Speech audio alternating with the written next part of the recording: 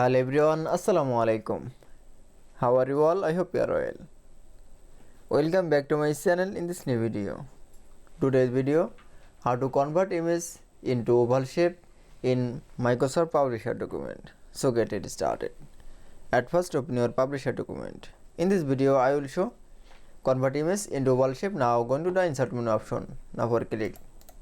Then click for a shape. Now click for a oval shape. Now draw a oval shape. Now oval shape, convert image. Now going to the shape outline option, then click for no outline and click for shape fill option. Now click for a picture, then select from a file. Now find your picture.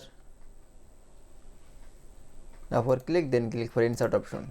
That is, then we show convert image into oval shape in Publisher document is very easily. I hope to enjoy the video. Please like, comment, share and subscribe my channel. Thanks for watching.